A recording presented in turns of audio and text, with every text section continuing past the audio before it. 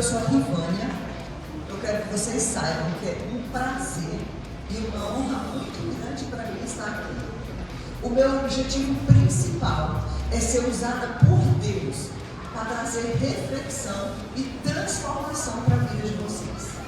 Meninas, quando Deus criou você, Deus escreveu um plano perfeito para você. Deus escreveu um plano perfeito para a minha vida também. Mas, e aí a gente começa a viver a nossa vida, a gente começa a viver a nossa história. E de acordo com os acontecimentos e com as circunstâncias das nossas vidas, a gente começa a grudar algumas plaquinhas em nós. Eu sou burra, eu não sou digna de receber amor, eu sou uma pessoa completamente sem valor, eu sou humilhada, eu sou uma pessoa que não vou ser ninguém na vida. Fulano é melhor do que você. Você não nasceu para ser ninguém. Você é burro, você é incompetente. Você não é trabalhador, você é preguiçoso. Você não vai ser ninguém, você vai morrer de fome. Essas plaquinhas vão sendo grudadas em nós. Nós acreditamos nessas plaquinhas porque elas vieram sob forte impacto emocional na nossa vida, de uma única só vez, ou então porque elas vieram de forma repetida, elas foram sendo repetidas durante a nossa vida. Essas plaquinhas são mentiras sobre nós. Essas plaquinhas nos afastam do verdadeiro propósito que Deus tem para nossas vidas. Essas plaquinhas, elas se transformam em crenças. Essas crenças nos afastam de Deus. Essas crenças, elas nos destroem. Essas crenças nos maltratam. E aí você vai falar assim para mim: Rivânia, como que eu faço para resolver essa questão dessas crenças? Eu primeiro quero dar um exemplo desses tipos de crença. Eu gosto muito de contar a minha história. Eu vou dar agora um exemplo para vocês de uma crença que ela é estabelecida sob forte impacto emocional. Quando eu tinha 12 anos de idade aproximadamente, eu pedi aos meus pais para ir numa festa na rua de cima da minha casa. E lá pelas tantas, meu pai chega na festa e o meu pai me puxa pelo braço. E ele sai me levando pelo braço, sem falar nada. Quando chega no beco, porque eu era na rua de cima a festa, eu morava na rua de baixo, passa por um beco. Quando chegou no beco, meu pai continuou me segurando por uma mão e com a outra mão ele começou a tirar o cinto. Gente, ele começou a me bater. E ele me batia com muito ódio, ele me surrava. As lapadas do cinto ficavam nas minhas costas. E em determinado momento, a fivelinha, aquela pontinha da fivela que entra no buraquinho, bateu na minha cabeça. Quando aquela fivelinha bateu na minha cabeça, começou a sair muito sangue. E eu estava com a blusa branca. Minha blusa branca ficou ensopada de sangue. E alguns amigos meus que estavam na festa, eles acompanharam e eles ficaram de longe vendo aquela cena. Naquela hora, uma plaquinha foi colocada em mim. Uma plaquinha de ser maltratada. Uma plaquinha de não ser amada. Porque na minha cabeça, se ele me amasse, ele não teria feito aquilo comigo. Me maltratado, me humilhado e não teria feito eu passar vergonha. Percebe? Naquele exato momento, uma plaquinha que se transformou uma crença se estabeleceu na minha vida. Isso é um exemplo de uma crença que foi instalada sob forte impacto emocional. Foi uma única vez, mas causou um estrago. Uma crença muito forte na minha vida. Agora eu quero dar um exemplo de crenças que foram estabelecidas pela repetição. Essa repetição, ela pode ser uma ação que foi se repetindo, ou ela pode ser palavras que foram faladas ao longo do tempo. Estabelece uma crença a partir dessas palavras. Você é burro, você não vai ser ninguém, você não aprende nada, fulano é melhor do que você, quando você crescer você vai emoção que gera essa crença, existem as ações que geram crença também. Então vamos lá. Antes dos meus 5 anos de idade, eu morava no plano piloto. O meu pai era zelador de um prédio lá. E a minha mãe fazia bolo para vender. A minha mãe, eu acredito que ela ia mais de uma vez no Núcleo Bandeirante fazer compras, porque ela fazia muito bolo para vender, né? E ela acordava muito cedo e ela levantava meus 2 irmãos mais velhos e acordava minha irmã mais nova também. E aí eu ficava embaixo do lençol com a cabeça coberta e eu ficava vendo toda aquela cena. Aí minha mãe falava assim: gente, não façam barulho para não acordar a Vânia, porque ela não vai, ela vai ficar. Imagina uma criança embaixo daquele lençol. Gente, era uma dor. Pensa numa dor miserável. Eu não conseguia entender por que eles ficavam me levando. Eles estavam me preterindo, eles estavam me abandonando. E a minha mãe não fazia nada. E os meus irmãos também não faziam nada. Porque os meus irmãos também podiam falar: não, por que você vai deixar a Vânia? Você não vai deixar a Vânia, não. E eu ficava embaixo daquele lençol, me sentindo humilhada, me sentindo mal. Quando eles saíam, eu descobria a cabeça e eu ficava por horas e horas lá chorando. Quantas vezes isso aconteceu? Muitas vezes. Então, nessas situações, foram estabelecendo em mim crenças de não merecimento. Então, foram plaquinhas que foram sendo colocadas novamente. Você não é digna de ser amada. Você é abandonada. Você é uma pessoa sem valor. Você vai ser sempre abandonada. Você é preterida. Você é largada. Essas plaquinhas que foram colocadas em mim, elas se transformaram em crenças. Gente, essas crenças me perseguiram por praticamente toda a minha vida. A gente muitas vezes não tem consciência e a gente começa a agir de acordo com essas crenças. Essa crença que foi estabelecida por essa situação de debaixo do lençol, essas crenças, né, me trouxeram vários comportamentos ruins na minha vida adulta. Eu sou casada há 29 anos com meu marido. Meu marido é um marido bom, trabalhador. Meu marido, eu ponho a mão no fogo, porque ele nunca me traiu. Eu posso ser boa no churrasco, mas eu ponho a mão no fogo. Tudo que ele ganha é para dentro de casa. Meu marido não tem nem amigos. Isso é uma demonstração de amor. Mas por mais que o meu marido faça, eu não conseguia me sentir amada. E por eu não conseguir me sentir amada, o que foi que eu comecei a fazer isso lá atrás? Eu tenho 29 anos de casado. Eu comecei a fazer pelo meu marido o que eu fazia pela minha mãe para receber o amor dela. Eu cuidava da minha mãe, eu vivia a vida da minha mãe para poder receber, para poder fechar aquele buraco, resolver aquela situação da criança ferida. E por mais que eu fizesse, o buraco permanecia, essa falta permanecia. Porque quem tem que resolver isso somos nós. Quem fecha esse buraco somos nós, não é o outro. E aí eu me casei, e o que eu fiz? Eu também não me senti amada pelo meu marido. E aí eu comecei a viver a vida do meu marido. Eu comecei a fazer as coisas para ele. Gente, eu ia no shopping, eu não entrava em loja feminina, só em loja masculina, para comprar roupa para o meu marido. Eu comecei a viver os sonhos dele e me larguei de lado. Eu tinha um sonho de ser palestrante há muitos anos.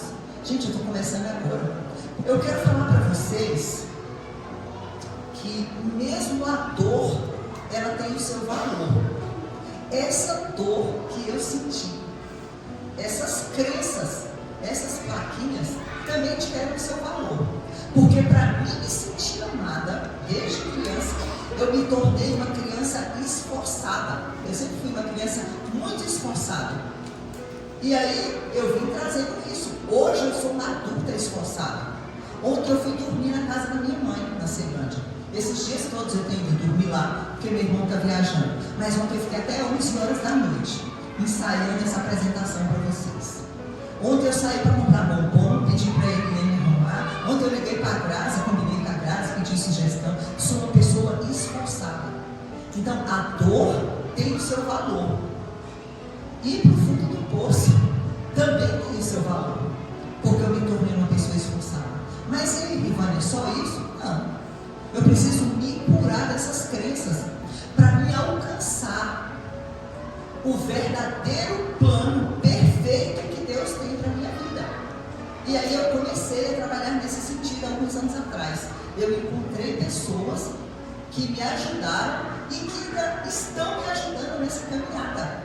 Porque isso é um processo, isso não tem fim. O autocuidado, cuidar de si, é para a vida toda. Então agora vocês vão falar assim para mim: tá bom, Ivânia, já falou das plaquinhas, já falou aí desses problemas todos, mas Ivânia, e agora? Qual a solução para a gente tirar essas plaquinhas que são mentiras? Que são mentiras.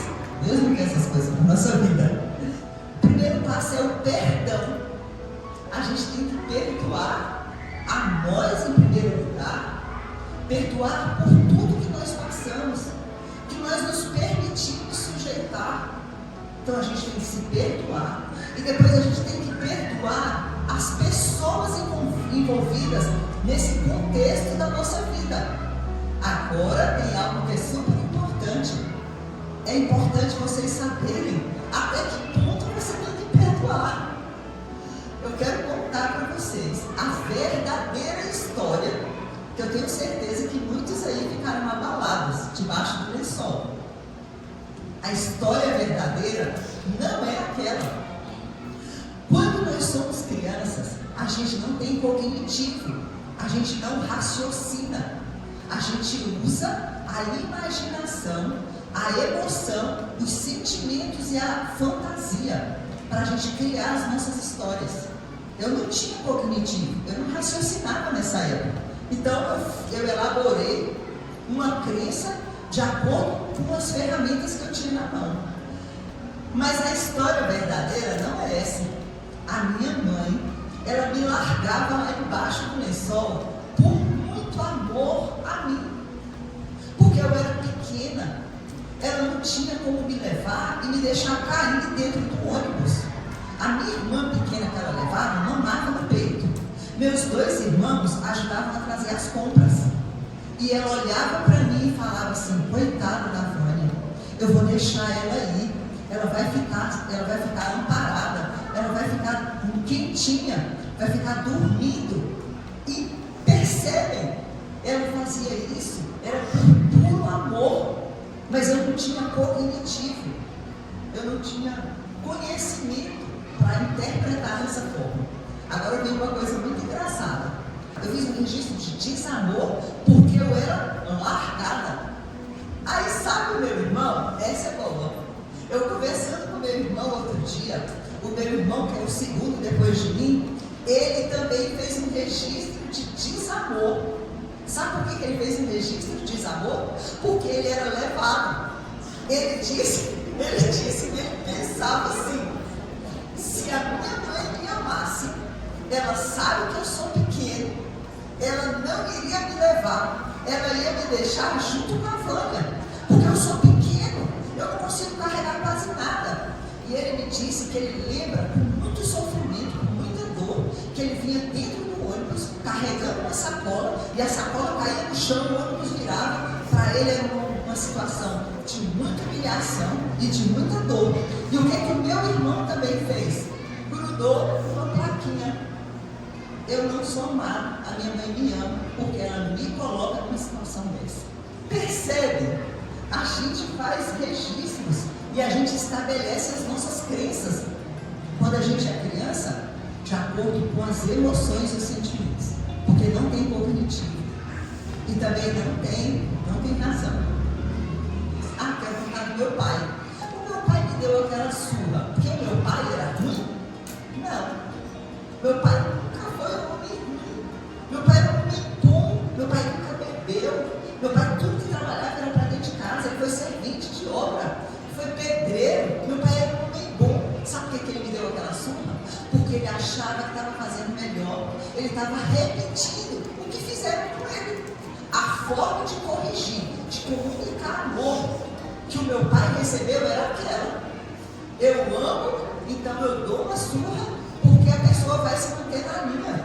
Meu pai era um homem bom, eu tenho lembranças maravilhosas do meu pai, dele juntando um pouquinho de dinheiro para comprar uma roupa, a camisa branca que ele sujou de sangue. Eu tenho lembranças dele lá no Capacete, em dezembro.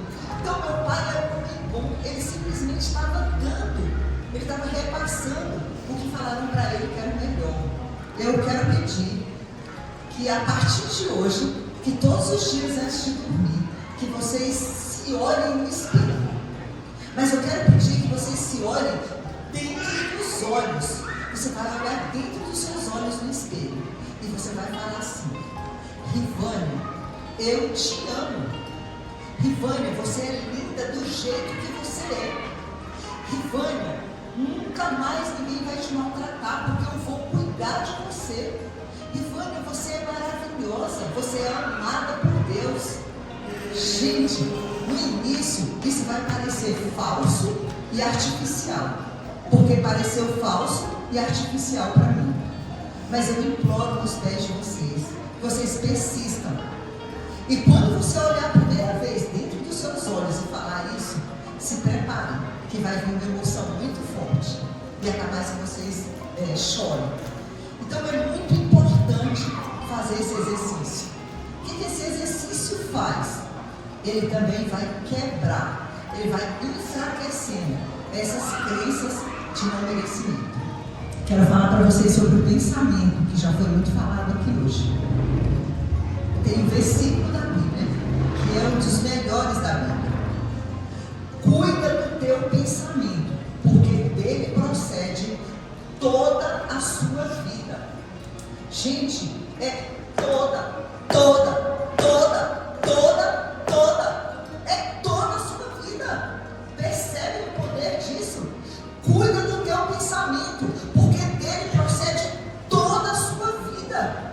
Gente, olha a seriedade de você cuidar do seu pensamento.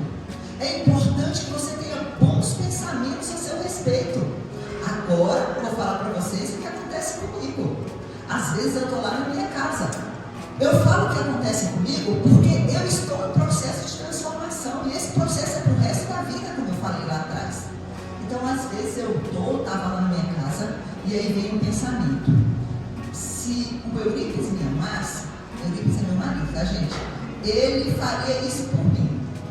Mas percebe, isso vem daquela crença, isso vem da plaquinha que foi colocada em mim, de não merecimento.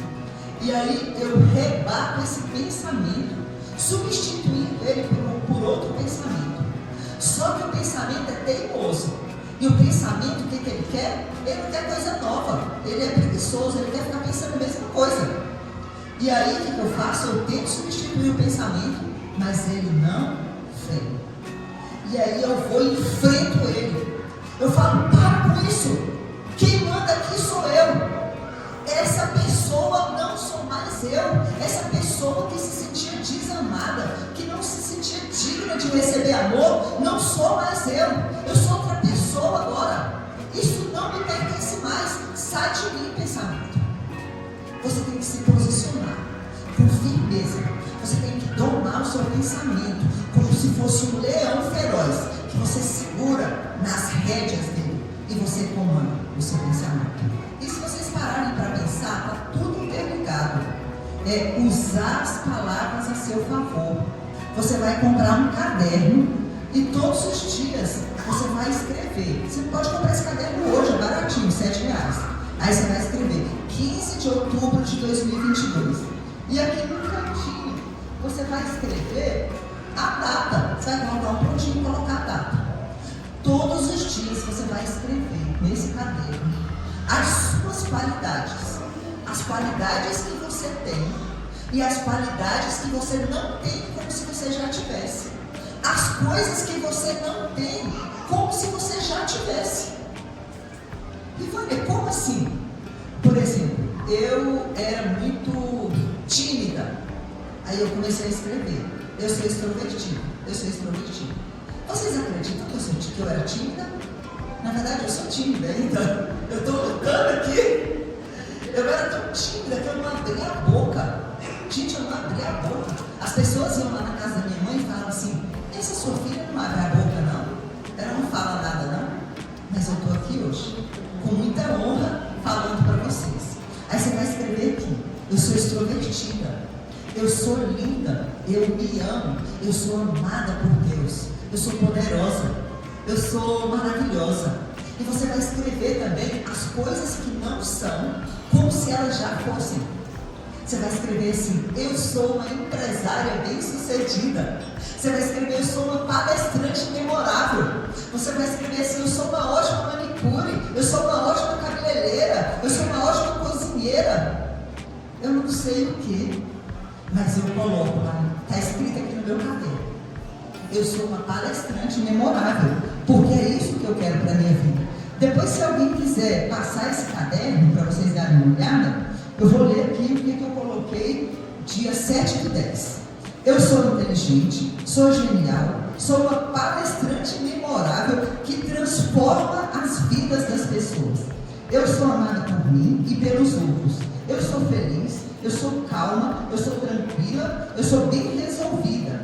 Eu também ganho dinheiro com facilidade. Eu sou livre, eu sou muito alegre, eu memorizo com facilidade. Eu precisava memorizar para falar essas coisas para vocês. Percebem?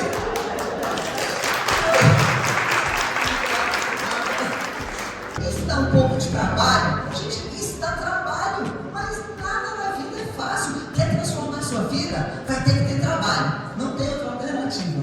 Esse é o meu segundo caderno. O nome desse caderno é Retorno ao Autoafeto. Você não precisa de uma coisa maravilhosa não, tá vendo? Ele está até, não dá nem para ver direito, ó. Retorno ao Autoafeto. Todos os dias eu escrevo o que eu fiz para mim. Não é por mim, passaram para o Caleb, para os outros.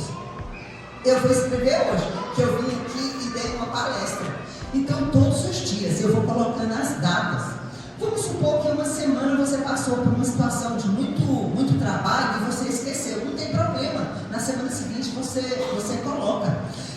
E aí eu deixo isso na cabeceira da minha cama. Então eu tenho um ritual. Todo dia eu tomo um banho e aí eu passo creme no corpo. E na hora que eu vou passar, eu não deixo o hábito de passar creme no corpo. Passa creme no corpo e fala assim: eu estou espalhando o amor de Deus em mim. Percebe? Você está se amando. E isso tudo ajuda a cortar aquelas crenças negativas. Usar as palavras a seu favor. Eu quero dar alguns exemplos. O presidente dos Estados Unidos, o Barack Obama, ele foi criado sem os pais, foi criado pela avó, e ele era negro e pobre nos Estados Unidos e sem pai e sem mãe. Quando ele era pequeno, ele falava para a avó dele: vó, quando eu crescer, eu vou ser presidente dos Estados Unidos. E aí a avó dele falava assim: vai meu filho, você vai ser presidente dos Estados Unidos, porque você é muito bom, porque você é inteligente, porque você é capaz. Ele se tornou presidente dos Estados Unidos. Vocês percebem o poder das palavras? Outro dia eu vi um vídeo de um curso que eu fiz do Paulo Vieira. Não é aqui no Brasil. Uma mãe e um menininho lindo na frente. O menininho deve ter uns 4 anos de idade. Ele está indo para a escola, que ele está com a mochilinha nas costas. E a mãe ensinou uma espécie de cântico para ele. Ele vai caminhando e ele vai falando, marchando, como se ele estivesse cantando. Eu sou forte, eu sou inteligente, eu sou abençoado, eu vou conseguir tudo que eu quiser na vida. E aí ele começa, ele vai repetindo: eu sou forte, eu sou inteligente, eu sou abençoado, eu vou conseguir tudo que eu quiser na vida. Eu sou forte, eu sou inteligente, eu sou abençoado. Gente, percebe? Isso é uma oração que vai entrando na mente daquele menino. Gente, quem vai ser aquele menino? Me falem. Agora, quem ensinou isso para ele? A mãe, provavelmente. Alguém que é responsável por ele. Percebem o poder das palavras sobre a vida das pessoas? Sabe como que ele ia falando isso? Rindo e como se estivesse cantando. As coisas boas são assim, trazem alegria para a nossa vida. Eu quero dar um exemplo também de uma senhora. Essa história é real, porque a pessoa que contou, eu também vi num curso. Ela teve alguém que participou dessa história. Era no Rio de Janeiro, na Baixada, há muitos anos atrás. Essa senhora saiu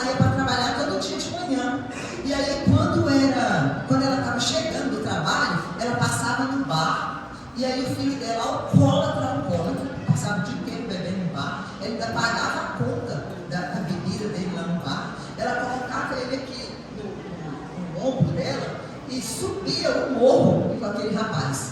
E aí ele ia falando assim: meu filho, as nações te esperam, meu filho. Meu filho, você vai falar para as nações.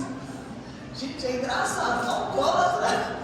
E ela lá falando: você vai falar para as nações, meu filho. O mundo te espera, meu filho. Você é uma pessoa muito importante, meu filho. Quando você largar esse vício, meu filho, quando Deus tirar esse vício de você, você vai se transformar num grande homem. Meu filho, o mundo te espera, as nações te esperam. E aí as pessoas começavam a rir, porque ela já saía do bar falando isso. E eu começava a rir, imaginando a cena, né? O pessoal ficava rindo, falando: essa mulher é louca. E aí um dia, esse rapaz resolveu ir para a igreja. Ele se converteu e ele parou de beber. E ele começou a pregar na igreja. E a pregação dele atraía muitas pessoas, porque ele contava a história. Quando a gente conta a nossa história, a gente transforma a vida de pessoas, porque a gente tem a mesma natureza humana e as coisas, elas se repetem. A sua fraqueza é a minha fraqueza, a sua dor é a minha dor. Então, quando a gente conta a história, a gente transforma a vida de pessoas. E ele começou a contar a história dele era forte, e ele tinha um dom de falar para as pessoas. E um dia foi um pastor de outro país na igreja. Chegou lá, o pastor falou assim: eu quero levar você para o meu país. Eu não sei qual é o país, na época foi me falado. E aí ele foi com a mãezinha dele para outro país. Sabe o que aconteceu? As nações realmente estavam esperando por aquele homem. Gente, ele começou a pregar. Ele ia num país, depois ele ia em outro país, em outro país, em outro país. Ele se transformou num missionário. Percebe o poder das palavras daquela mulher? Percebe o quanto que as palavras realmente têm poder? Houve uma fase muito pequena na minha vida que eu assisti novela. Agora eu não assisto novela. Na verdade, eu não assisto TV. Eu tenho uma amiga que ela mora no meu condomínio. Ela fala assim: você é a única pessoa na face da terra que não assiste TV. Gente, faz muito tempo que eu não assisto TV. Na minha casa tem algumas TV. E aí, quando os meus filhos eram pequenos, ao invés de assistir novela, ao invés de viver a vida dos atores da Globo, ao invés de viver a vida das outras pessoas, eu vivia plenamente a minha vida. Você sabe o que eu fazia todos os dias?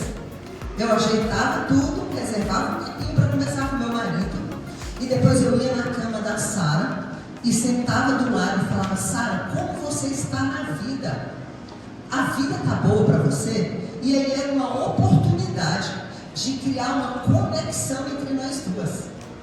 E aí ela me falava alguma coisa, eu sempre rebatia com esperança, com uma palavra boa. Mãe, mas aquela menina brigou comigo, aquela menina é terrível. Eu falo: Sara, respeita ela. Quem é jaca não vai ser uva, quem é uva não vai ser pera. Respeita e ama ela do jeito que ela é. Sempre uma palavra boa, sempre uma palavra boa, uma palavra de amor, de compreensão e de amizade.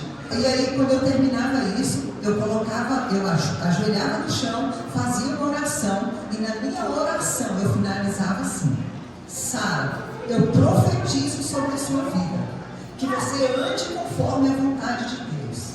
Eu profetizo que você tenha saúde física, mental, paz, tranquilidade e equilíbrio. Sara, eu profetizo que você sempre faça o melhor, que o melhor sempre aconteça na sua vida.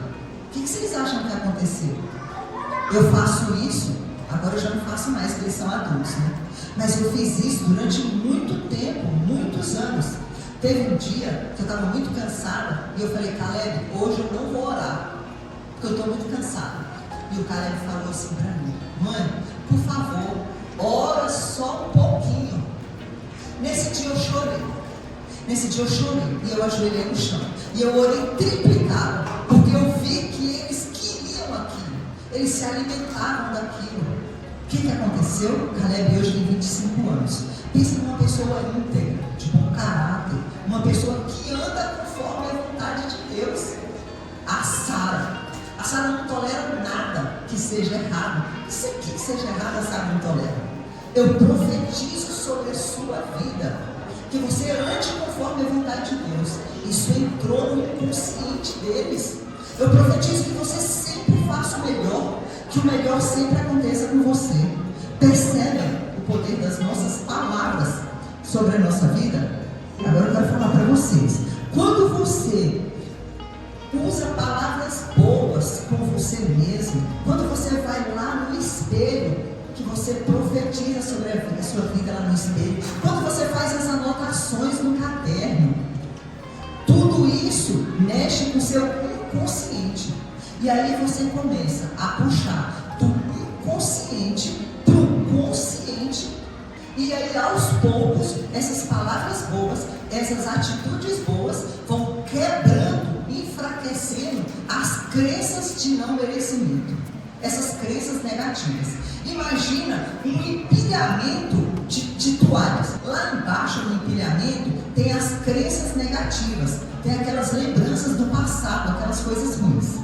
Mas aí você vai empilhando coisa boa. Você perdoa as pessoas, coisa boa. Você tem pensamentos bons. Você enfrenta os pensamentos ruins e coloca pensamentos bons. Você escreve no caderno. Você fala palavras boas a seu respeito. Isso tudo vai causando um empilhamento. Só que dessa vez, um empilhamento de coisas boas e positivas. E as coisas ruins, as lembranças ruins, a parte primitiva do nosso cérebro, que são aquelas crenças da infância, elas vão ficando lá embaixo. Elas vão perdendo a força e o poder. E vai ser muito mais difícil de acessar essas coisas ruins. Percebe a importância? É muito importante você saber o que você quer da vida. Sabia que 95% das pessoas do mundo não sabem o que querem da vida. E aí você vê esses 5% bem sucedido. Vocês não têm ideia, saber o que vocês querem da vida, se situar. É muito importante você saber o que você quer da vida. Quando você fala assim, eu quero me curar dessas crenças.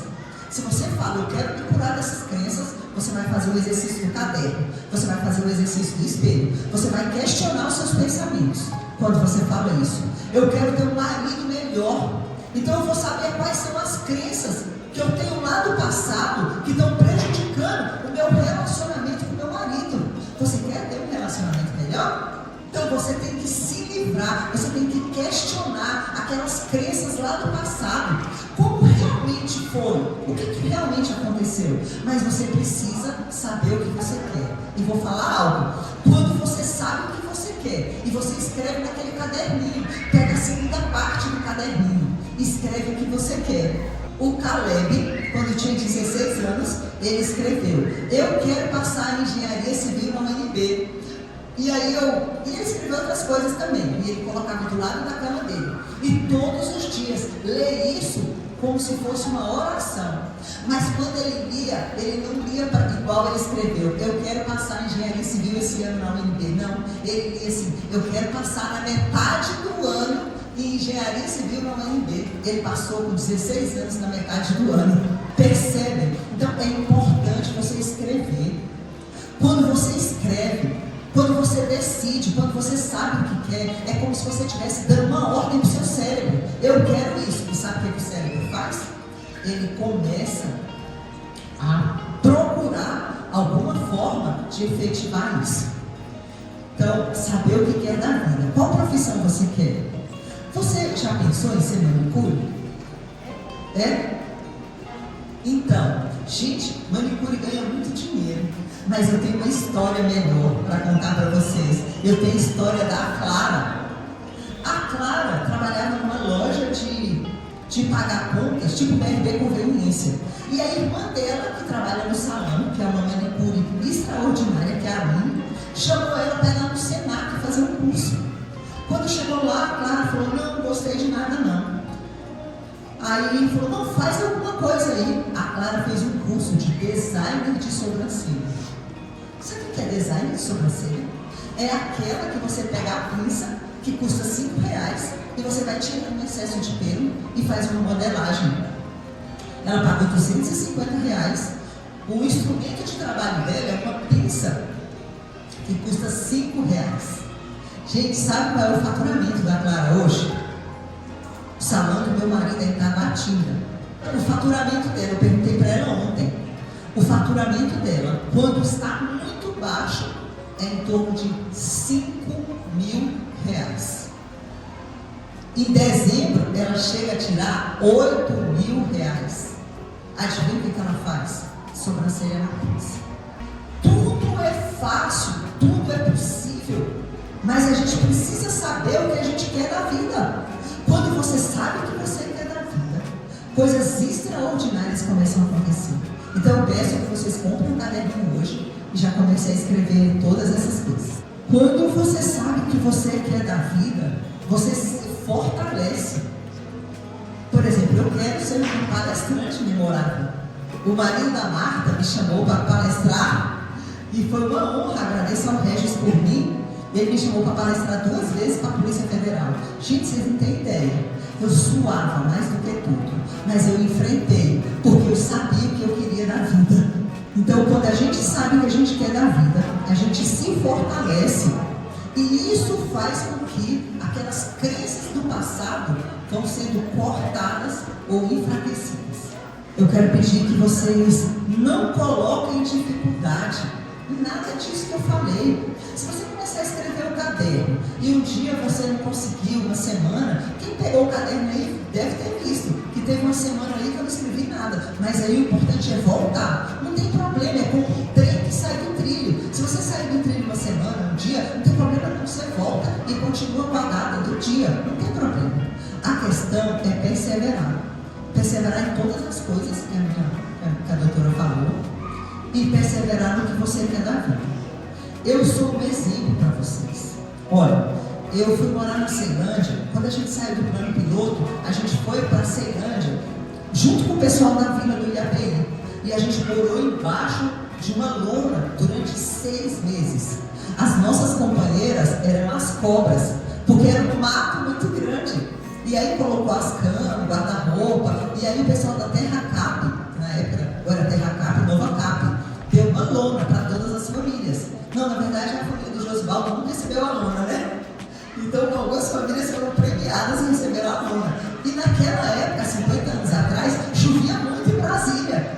E a gente ficou 6 meses embaixo da lona, porque a minha família não tinha condições de arrumar madeira para construir um barraco. Aí depois que construiu o barraco, nós ficamos morando lá muitos anos, sem água e sem energia. Não tinha energia, era a vela e o lampião. Gente, eu passei fome demais nessa vida, gente. Vocês não têm ideia, não. Mesmo depois de casada. Eu lembro que eu estava grávida e eu queria tomar leite. Eu tenho um amor por leitinho. Eu estava com muita fome. Eu fui no mercado e eu vi uma lata de leitinho na prateleira. Eu peguei a lata e coloquei aqui embaixo do casaco, que estava com um casaco, estava muito frio. E eu fiquei, roubo. Aí resolvi não roubar a lata de leitinho. E naquele dia eu sofri demais, pensando naquele leitinho que eu queria ter tomado na minha casa. Gente, eu passei situação difícil demais na minha vida. Não só eu, mas todos os meus irmãos. E hoje eu estou aqui, podendo compartilhar essa história com vocês. Eu quero falar que quando a gente se olha, quando a gente se cuida, quando a gente tem responsabilidade, compromisso sobre a nossa vida, quando a gente segura na mão de Deus, fala, Deus, o Senhor está comigo, Deus, o Senhor me fortalece, coisas extraordinárias acontecem. Foi um prazer muito grande e uma honra muito grande estar aqui com vocês.